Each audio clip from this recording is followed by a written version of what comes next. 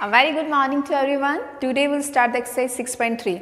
ठीक है, आपने जब 6.1 करी है 6.2 करी तो आपने देखा होगा सिंपल से क्वेश्चंस थे उसमें, और जिस बच्चे ने इंट्रोडक्शन वीडियो अच्छी तरह देखा है तो मेक श्योर दैट उसको कोई भी प्रॉब्लम नहीं आई होगी. ओके, तो आपको मैंने ये चीज़ बताई थी, किसी भी ट्राइंगल के तीनों एंगल्स का सम जो होता है वो कितना होता है, दैट इज 180 डिग्री. ठीक है, this is called as angle sum property. तो सपोज दैट ऐसे क्वेश्चन आ जाए, find the value of X. ठीक है, तो इस ये जो एक्स है इसकी वैल्यू निकालनी है. तो किसी ट्राइंगल के मुझे दो एंगल अगर मिल रहे हों, अगर मुझे पता हो, तो तीसरे की मैं इजीली वैल्यू निकाल सकती हूँ, बिकॉज मुझे पता है कि तीनों एंगल का सम 180 डिग्री होता है. एक और चीज़ है, कुछ बच्चों को ये नहीं पता होता है कि ये साइन क्या होता है. ठीक है, ये परपेंडिकुलर का साइन होता है, तो जहाँ पे भी ये साइन होता है तो इट मीन्स दैट वहाँ पे आपका 90 डिग्री का एंगल होता है. तो इट मीन्स दैट यहाँ पे कौन सा एंगल हुआ हमारा, 90 डिग्री हो गया. समझ आई. तो हम in triangle that is PQR, ये ट्राइंगल का नाम है.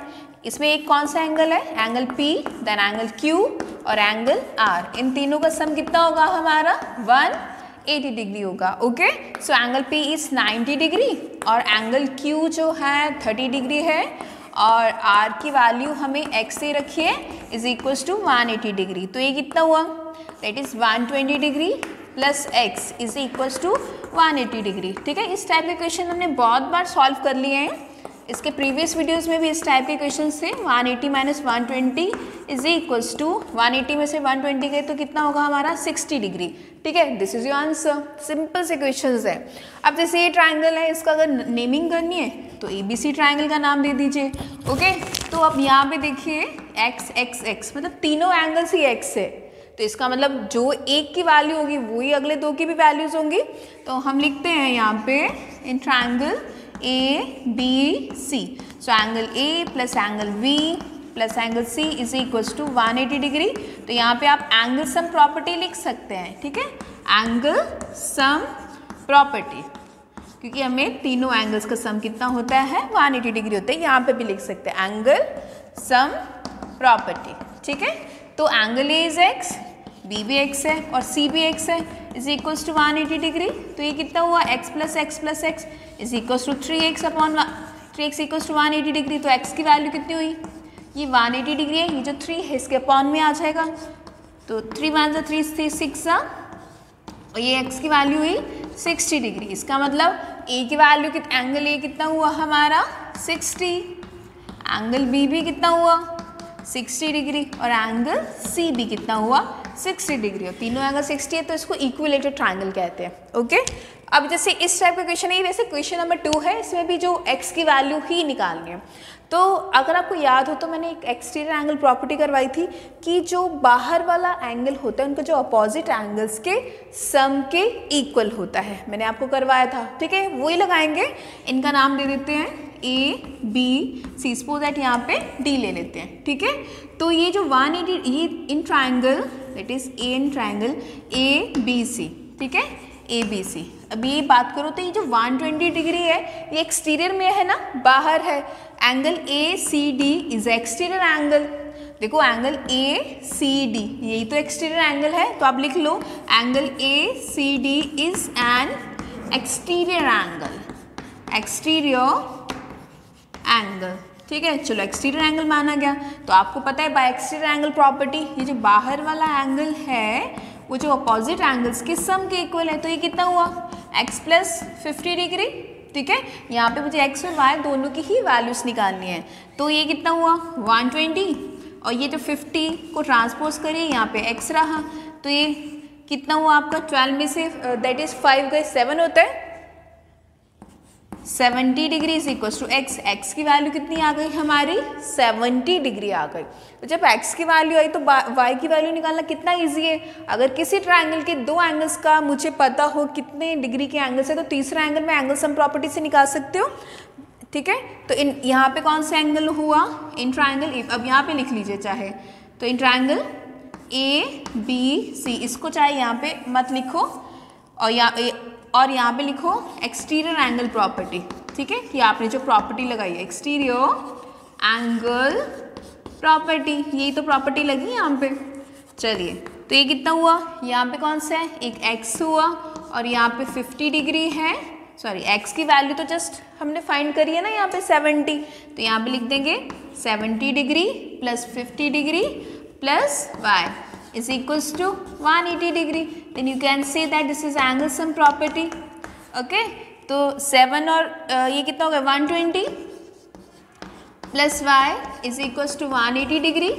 तो जब y की वैल्यू निकालनी है तो वो कितना हुआ 180 माइनस 120 विच मीन्स दैट 180 से 120 के तो कितना होता है हमारा 60 डिग्री होता है. ठीक है, तो ये सिंपल से बहुत सिंपल से क्वेश्चंस हैं. चलो और इस टाइप के क्वेश्चंस को हम ट्राई करके देखते हैं.